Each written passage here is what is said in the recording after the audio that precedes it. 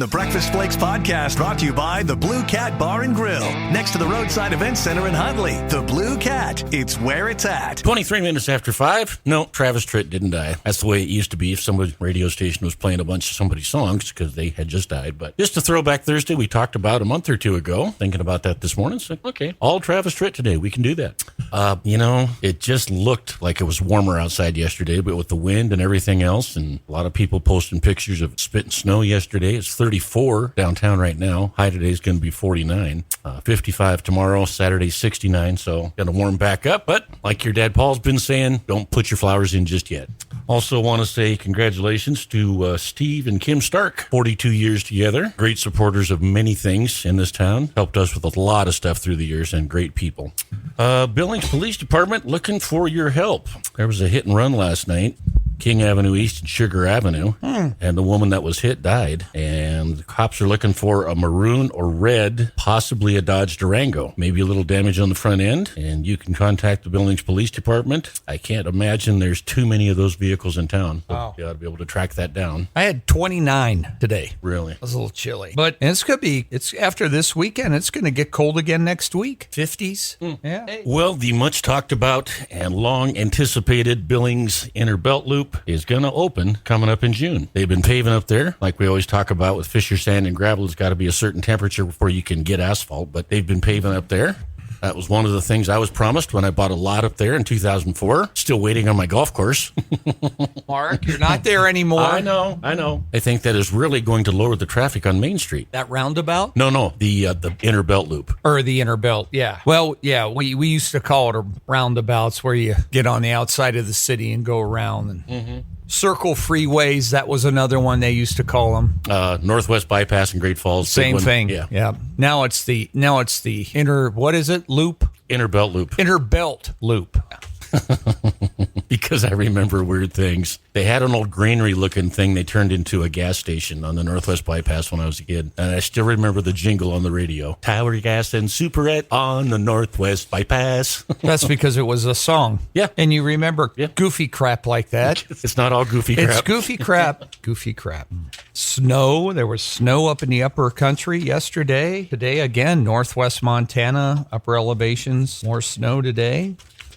I'm watching yesterday the Weather Channel, which is the weather arm of the Democrat Party. God, it is, isn't it? And they brought up this graphic yesterday because it's going to be hot down in Florida and Louisiana in May, and I'm just pulling my hair out. And yesterday there was 160 million people in America that were going to have either average or above average temperatures. And I'm thinking, well, just a timeout here, because at average or above, you can add the average then to the other side. If you've added the average to the hot number, you could also add the average to the low number. So out of that 160 million, what if 100 million were going to be at average? We don't cover that. Well, then you could have said 300 million are going to be at average or below, and only 67 million above. We're not at average here. And here's a Montana man got 2.5 years in prison for leaving threatening voicemails to John Tester. In the meantime, you got Chuck Schumer threatening the lives of Gorsuch and Kavanaugh when they were nominated, threatening them in front of a podium. Watch yourself. We will take you out. Yeah, and got away with it. Yeah. By the way, where's Schumer on all this Jewish hate thing?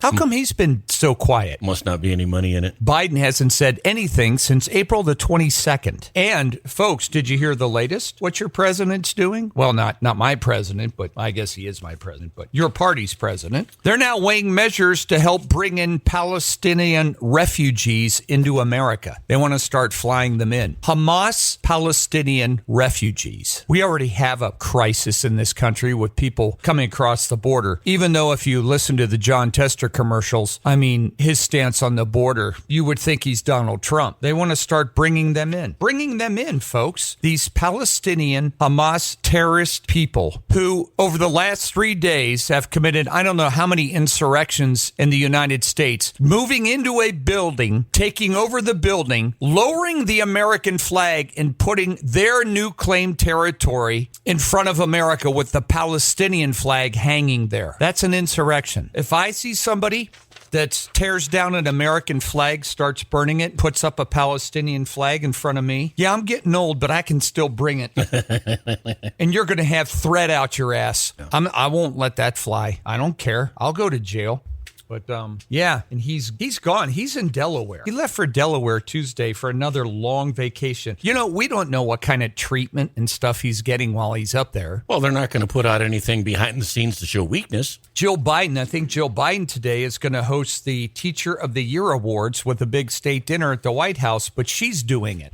Where's the president? Should be there. He's in Delaware. Here's another story today. It's going to take at least until 2040 to rebuild all the homes that have been destroyed so far in Gaza. How come we don't have a story like this on the Ukraine? We're only getting one side of the story, Paul, all the time. The mass exodus of people out of Ukraine was in the millions. Millions. It's been flattened. They don't care. Not one thing. Just the Palestinians. Why? Bigger voting bloc. How many Ukrainians are in America? Not many. But there's a lot of Islamic terrorist extremist types that are chanting death to Jews and death to America. And that's a voting bloc, and they're little Democrats, and they know it, and they're appeasing them one way or the other. Took over some stuff at UCLA overnight. Meantime, Joe Biden's getting his vitamin cocktail in Delaware and says nothing because it's a voting bloc, and wants to start flying in loads and loads of them into a country. And so we don't have housing for the people that are here. No. Where are they going to put them? What states are going to get them? That's, interesting. Where are you going to fly them? Yeah, it's not going to be random. Yeah, where are you going to fly them? If they were great people, others would take them. Egypt won't let them in the country. Right. Saudi Arabia, don't get near our border. Qatar, they won't take them. Kuwait won't take them. Nobody will take these Hamas people into their country. They don't want them in there. And these are Middle Eastern Islamic countries. They don't want them. Don't bring them in here. They know what they are. They don't want them. So Biden's going to start flying them into our country. Where's Schumer and these other? Yesterday in the House, they passed, basically it's just symbolic legislation to uphold and enforce the Civil Rights Act and things of that nature that protect people of all their civil rights, race, religion. In fact, President Trump, when he was president, he added the Jewish faith to that Civil Rights Act by executive order when he was president. And they reaffirmed its power and position yesterday. However, there were 91 people in Congress. Well, more than that, because 25 of them just voted present. So there was probably 115 that voted against it. Don't want to include the Jewish people in that rights and protection bill. Anti-Semitic party. It's awful, folks. It's just awful. It's a wreck. It's a train wreck. So, big article today on how to repair your electric toothbrush. I about crapped when I saw that, folks. What? Am I watching Q2? What is this? Who repairs an electric toothbrush anyway? I didn't even think that was a possibility. It broke, you go to the store and get a new one. Yeah, something like that. I mean, I repaired my vacuum cleaner a couple weeks ago, but I knew what the problem was, and I knew there was a short, and I tore the handle and stuff apart, the wire, but an electric toothbrush? I don't have an electric toothbrush, but they are good for you, so yep. I'm not gonna give anybody crap that's got an electric toothbrush. It's free country, but I didn't think that was one of the things that you repair. You don't drive down First Avenue North down here, Mark, and see Eli's electric toothbrush repair. Thanks for coming in today, sir. How can I help you? Yeah, you got to take a number. Would take a number, and as soon as your turn comes up. Hey, between you and me, we've been having a lot of problems with these Oral-B's. Really? Well, there you go. Oh, yeah. Yeah, you had the Oral-B 790. Yeah, that's right. Yeah, that's right. Yeah, you don't see a lot of those around. You can fix them. I guess you can fix them. Used to be battery operated. Now they're rechargeable. And hell, everything is rechargeable now. 30 years ago, there wasn't much rechargeable stuff. No. Now everything's rechargeable. Yeah. And those battery chargers cause a lot of fires. You have to be careful. Yeah. You shouldn't just leave those plugged in. You should only leave them plugged in when you charge your battery. And once you take your battery out, so many battery operated things now. I mean, everything from weed eaters to lawnmowers to drills to Alexa, you name it. But when you're done, you should unplug the battery charger. They start a lot of house fires. They go bad and burn up. And, you got to remember, they constantly have juice in there. And they do. They start a lot of fires. A lot of people think that we had a guy out by us lose his shop, and they think it's because of a battery charger. It was left plugged in. Yeah. This probably comes from working with you, but I've got a cordless drill with the battery charger, but I knew I wasn't going to use it this winter, so that's unplugged. This winter? You mean this decade? I knew I wasn't going to use it this decade, so... What do you mean, this winter? And then I've also got a battery-operated hedge trimmer, and I only use that once a year in the spring to trim all my prairie grasses. So same batteries or different batteries, different chargers? Different battery, different charger. Yeah, big. I don't know how many volt. Yeah. I don't know the tech like you. Well, that's because you don't look at it very much, right? I mean, he's got his Icarumba rechargeable that he keeps plugged in there. Got to have batteries for the thermostat, toothbrush. I have a kids got me a rechargeable vacuum. I use that quite a bit because I got dogs. Yeah. And but yeah, you shouldn't let the rechargeable stuff. Most people that charge their phones, when their phone is charged, they unplug the phone cord from the bottom of their phone, but leave the charger plugged into the wall. You're right. You should. But it's a free country, and people can do what they want. And I mean, if we did everything that everybody ever said you should do for health and safety and everything, why, that's all we would do all day. Right. So I have a flashlight charger that I use, but most of that is just during calving. Best flashlight I've ever owned. Cost $100, but it's best flashlight I ever owned. Probably won't have to get another one. That one relative of yours who had a plug-in flashlight, but he unplugged it because he thought that was running his bill up too much. Yeah, the little red light that was in the charge thing was eating juice. God. That's something. You want to save money? If people were more vigilant, that's something that people could save money on if they were more vigilant, and that's power. Lights, leaving the TV on, stuff like that. And you just take it for granted. And set your refrigerator a little differently, things like that. What's the difference between 37 degrees and 39 degrees in your refrigerator? Could you really tell that 2-degree difference on a glass of milk? Probably not. If somebody else adjusted your temperature and in your mind you didn't know the difference, that's right. You'd never know. You would never know. You know how they tell everybody on your air conditioner, 70, 71, little things like that. If people wanted to save. Yeah, if you really wanted, fine tune your budget and everything else. Oh, yeah. You could save. I'll bet you could cut 10 to 15% off your power bill if you were vigilant about making sure that if you don't need the power, don't use the power. There's many days the last couple of weeks you could have just shut off your furnace. Yeah. Okay, so it's 64 in the house instead of 68. Yeah. Yep. Same thing with your car, the way you drive, the speed you go. All that. You could save a little money on gas, People should spend a week with you because Paul is a zero frills guy. That's not true. I have all kinds of frills. I was walking through Costco and I just bought a new TV. Craziest damn thing. No, I don't do that. That's what I'm talking about. You ever go to Costco and come home with something you didn't plan on buying? Yeah. I brought home a cheesecake one time. Oh, no. Big spender. Yeah. I didn't know how we were going to eat that thing. It was about 11-pounder, God, you could barely lift it. So many things, though, in a person's budget where you could cut and save a little bit if you wanted to. Doesn't matter if you're the wealthiest person or you're the poorest person. There is stuff you could do, but we don't because it's too easy to do it the other way. And well, one of the big things, and a lot of companies make money on this, just like our car wash place. You give them the credit card one time. Yeah. And that just reoccurs every month. It's like, yeah, I'm thinking about canceling that, but you never get around to it. Satellite, Sirius Radio, stuff like that. Same thing. I never get a drink when I go to a drive-up window. Drives Mark absolutely crazy. Drives him nuts. I never buy a beverage. And folks, once again, no frills. And if you think about it, you're leaving the house and you're going to grab something at a drive-thru. You take a bottle of water because even a small pop is, a couple of bucks now. Yep. And had this talk actually with my daughter lately because she's big on fast food. And I said, do you have any idea how much you spend on fast food a month? She goes, well, not really. And I said, every time you get a pop, if it's like $2.20 or $2.40 and you're eating there 7 or 8 times a month times 12 months. Well, it's expensive. You eat out a lot. I do. And you know how expensive it is.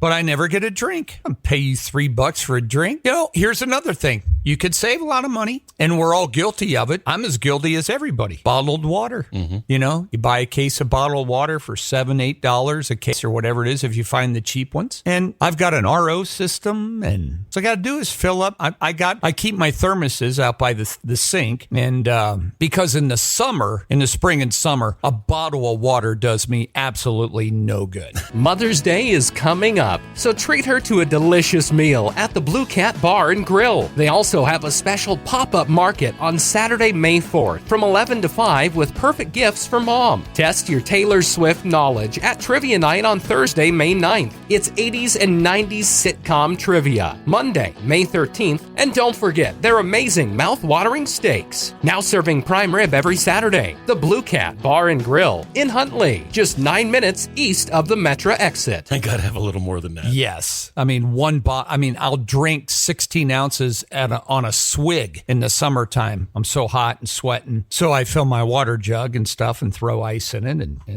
But that's another thing. Bottled water. The things that, the money you could save there. Bottled water. Car washes, you and I are guilty as everyone else. My dad never went to a car wash. He'd wash it on the driveway with a bucket and a sponge and the garden hose. Yep. Once a week on Saturday, his day off, he would do it. But we're different now. Yep. We're different now. I got 2 vehicles there at the car wash, $70 a month, $840 a year.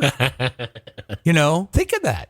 I paid my cable bill yesterday, $234. Same thing. See? Yeah. There's something we could, if we wanted to, and we were disciplined enough, there's something we could all do if you had a food budget and you stuck with it. But we don't, and we use plastic a lot, and that makes it even worse because with the plastic, you're not keeping track versus if you had all that cash in your pocket and you would watch that cash dwindle down as you get towards the end of the month. Yeah. Then you would know, I got to start. Look, I've only got $68 left, and I still have 7 days of the month left. I've got to make this 68 in my pocket last. Then you start really getting picky. Going back to when I started working here, that's what I did. That's what Mr. Wilson, you seem like a very nice young man, but we're not going to give you a credit card. Right. I still do that. Yeah, you do. My dad always did that. He'd get paid, and he'd put some money in the bank, and he brought the food money home for my mom and gave her the cash, and that was the monthly food budget. And then she made that work for the whole month. Right. And hardly ever going out to dinner. Yeah. No, yeah. But I mean, it's just little things like that we could all do to save a little money. But little simple things like turning the lights off and one less trip or one less meal or one less coffee. Oh, coffee's another one. Just a month. Just a month. I had to stop and get my coffee this morning. Well, yeah, but if you get one 5 days a week. Yeah, just do it 3 days a week. And but we're just not disciplined enough, and it's just too easy for all and companies. Finance companies, they've done it that way on purpose. They have made it as easy as possible for you to do it. And they're running a business, and to their credit, it worked. Yeah. Eating out once a week. I mean, limit it to once a week. Your story yesterday about people in the Cash App, 367% interest. Oh my gosh. Mark and I about freaked when we heard that. 367%. So if they're 5 days out from payday and they want their money now, they go to that app, they get their money, and the app company said they just charge you a membership fee to be able to do that every month. But what that is, it's the interest rate they're charging you. Right. And that group said it's 367% for like a 5-day loan. And then as soon as you get your check, it's paid off, but you have already paid them the fee. You're already now down that amount going into the next paycheck then. So for those of you buying houses at 8, 9, 10%, that's nothing. Yeah, crazy stuff. Crazy stuff.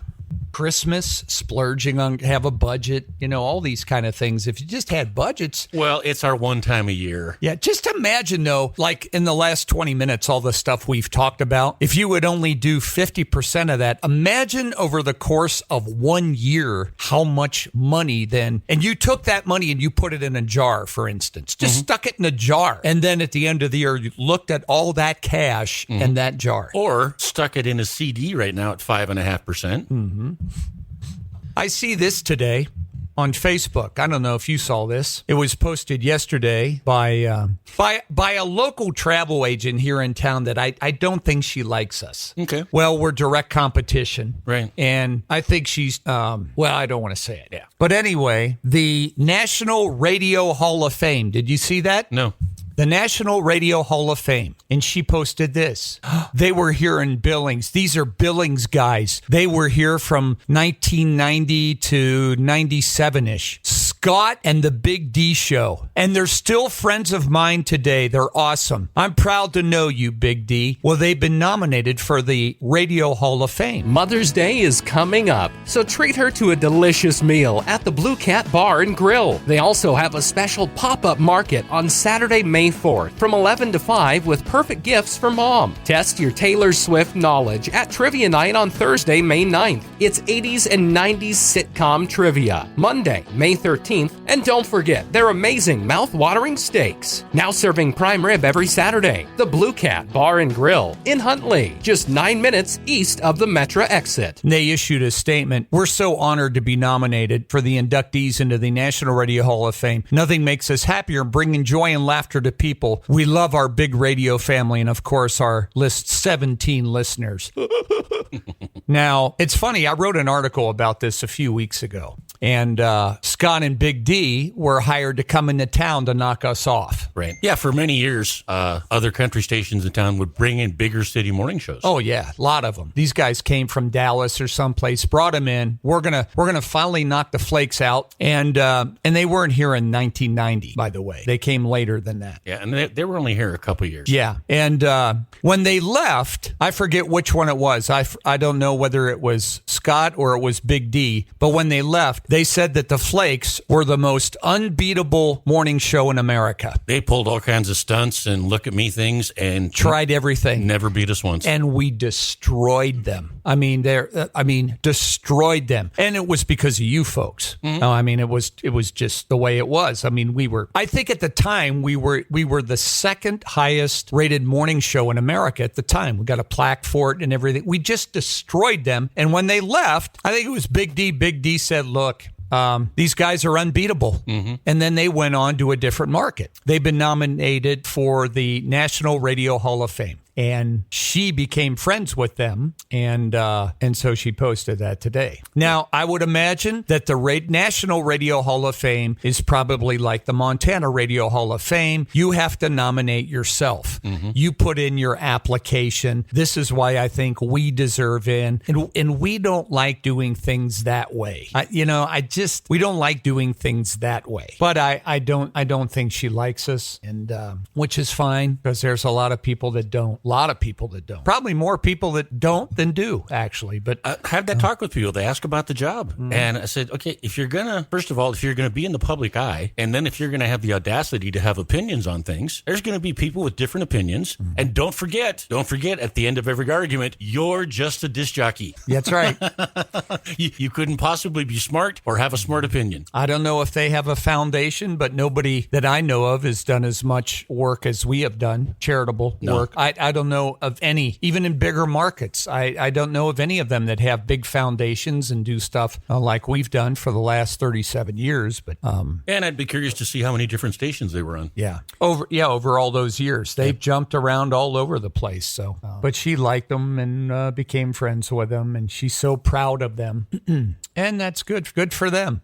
We just have our own little thing here, our own little world. And although yesterday we were getting all kind of messages in from all over the country, people listening on the app, Tennessee, Florida, Phoenix, all over the place. So, I mean, it's great. Mark and I will never be nominated for the National Radio Hall of Fame because we're not going to enter ourselves. We won't be in the Montana Broadcasters Hall of Fame because we're not going to enter ourselves. Mm-hmm. And we just won't. When we're done, we'll be done. We'll just fade away into the sunset like what's his name on Yellowstone? Kevin Costner? Yeah, what's his character? John Dutton. John Dutton. Let's fade away, eliminate from the series. Wonder if that dog got adopted. Yes, that was a great dog. That was a great dog yesterday, that boxer mix. She was just a sweetheart. Folks, some days wet nose Wednesdays very, very hard. Yeah, she was a great dog. Great. Well-mannered, well-trained already. What else do we have here? Oh, heck, I haven't even looked at the paper yet this morning to see if we missed anything. Kind of busy talking about saving money. I get all excited when it comes. I get more excited about saving money than I do earning it. Yeah. Sometimes it's not that you're not earning enough. It's just that you're not saving enough. So, fatal shooting under review. Okay. State law enforcement. Police chief said if anybody took any video or anything of it, they'd like to have it, like to see it, use it so they can investigate. Where that happened, you would think there's a ton of video. Well, you would. There's a bank there. Yeah. You would think there's cameras all over the place. Officers spent 7 minutes with this violent, unpredictable man trying to de-escalate the situation as best they know how. Got people to leave the area. One officer used a taser that took him to the ground. When they tried to restrain him, he grabbed for the machete, posed a threat, and one of the officers whose job not only is it to protect himself, but protect the other 5 officers that were there. Yes. Shot him. Died at the hospital. Officers understand how dangerous people can be with knives, swords, machetes, whatever they have. Yesterday, in fact, the very day that happened, a guy with a machete attacked 6 people in London, killed 2 of them, injured 4 with a machete. Man on leave, policeman's an 11-year veteran, current member of our SWAT team. Division of Criminal Investigation reviews all the evidence, includes testimony from witnesses, any available recordings, dashboard cameras, body cameras, which, by the way, Scott and Big D didn't help with. No. Mark and Paul did that. Nobody else was harmed during that standoff, which is a good thing. A good thing. And again, had that gentleman complied. That's right. Just do what they say. Right. Drop the weapon. Everything. You live. Right. Put your hands on the steering wheel where I can see them. You're fine. Yeah. Back away from the car. Okay. Everything's good. A guy gets struck by lightning, not much you can do about that. You get killed because you didn't comply. That was on you. Exactly. Doctor says you got to quit smoking. If you don't, you die. It's that simple. He made the decision. I'm sure they'll do toxicology tests to see if he was under the influence of anything at the time. They'll do all those kind of investigations. And we're not immune from these problems that they have in other cities. We're just not anymore. People like to think we are, but we're not. So I support the men in blue all the time. They want to go home too, like everybody else. And you know what? Mostly our community does. There's a lot of places in town. Cops don't pay for their coffee. Cops don't pay for their lunch. Yeah. If I see one, I'll buy him lunch if he happens to be. But then I don't eat lunch out much. So I'll even buy him a drink if he wants one, Mark. Yeah. I'll get him a pop with his meal. Even though I won't. If he'd want one, I'd get him the pop. Article in the paper today. Now, why is this, folks? Let's be fair. Fewer kids are enrolled now in our public schools. Enrollment in public schools declined across the board this year in Montana. Total number K through 12, 148,585. That's a decrease of 1.3% from last year. There are currently 821 public schools in the state. Just think of that, folks. 821 schools we have in Montana. Now, just think at all of those schools. If we only had one superintendent per county, and think of this. Think if there was no title of assistant principal in 821 schools. Just principal. Now, why the decrease in enrollment? Declines in enrollment are most pronounced in elementary. Enrollment fell by 1.7%. People are having less kids. But the rate of homeschooling, just homeschooling in Montana has increased by 9%. That is a big number. Yes, it is. And why? Yeah, big statement, too. And why? Well, it's obvious. Why? It's obvious. When those 821 public schools in the state are seeing their proficiency levels drop like they have been, kids aren't getting what they need. Right. Or kids are getting what parents don't want the kids to get. Good point. That's another point. And keep in mind, out of those 821 public schools, there are probably some that are meeting their proficiency levels. But proficiency is the new liberal term for failing. They have taken that out of the language. Kids don't fail anymore. Kids don't flunk, do they? Nope, they're just not proficient for their grade level. I should have told that to my dad when I got a 68 in geometry my first quarter. I should have told him, Dad, I'm just not proficient yet in geometry. That's not how that went, Mark. You know, I wasn't proficient in algebra. Really?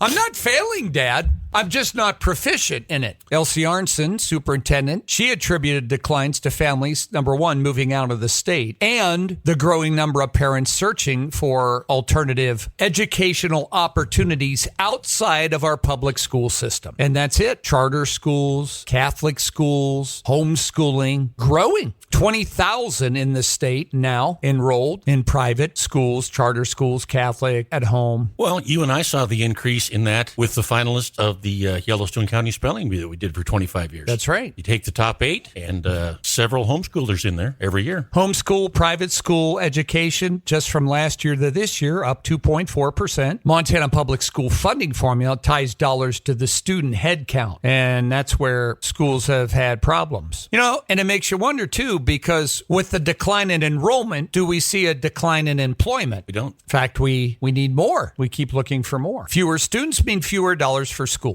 Across, now, there's no evidence to back this up in this article, but this is what you get. This is controlled all across America. There are very few conservative media outlets available or conservative people out there that will call these people out and let them put their own little twist in there with no backing whatsoever. Okay, so we're talking about they get money from the state's general fund based on enrollment. Now, here's what's next. Fewer students mean fewer dollars for schools across the state already facing crippling budget crunches. Governor Gianforte, I believe, they increased the amount of teacher pay and the amount of money going into public schools during the last budget. But this writer put that in there. Give me the numbers then, writer. Show me how much money was spent on public schools last year and how much public schools are getting this year then. Then show me the numbers rather than just shooting from the hip to get a political dig in there.